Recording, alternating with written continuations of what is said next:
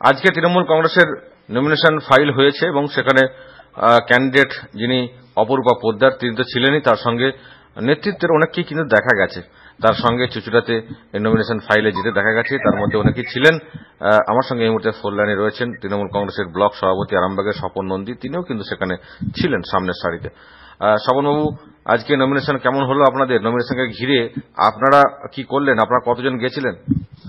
আমাদের 7টা বিধানসভার সমস্ত নেতৃবৃন্দদের মধ্যে কিছু কিছু করে, কারণ আপনারা জানেন তো চুচুড়ায় ডিএম অফিসে ডিএম যে ডেভেলপমেন্ট যিনি আছেন আর কি, সেই ডিএম তার ওখানে নমিনেশন যে পেপার আজ সাবমিট করা হলো, ওখানে তপন দাশগুপ্ত আমাদের জেলার সভাপতি এবং মন্ত্রী মহোদয় ছিলেন।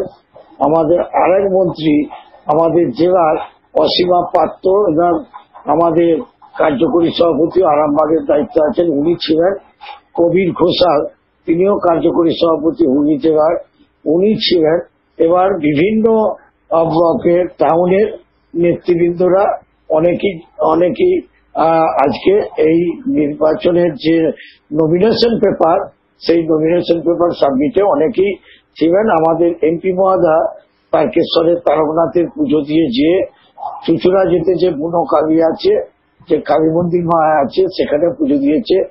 আবার আপনার সেই ইয়েতে ওই চন্দ্রকোনার ওখানেও একটা কালীর ওখানে পুজো দিয়েছে। বিভিন্ন জায়গায় পুজো টুজো দিয়ে আজকে যে নির্বাচনের যে নমিনেশন পেপার আজ সাবমিট করেছে একেবারে। এবং সাবমিট করার পর ওখানে তো এর আগেও অনেকে ফাইল করেছেন, বিজেপি ক্যান্ডিডেট ফাইল হয়েছে, আজকে সিপিএম এর ফাইল হয়েছে।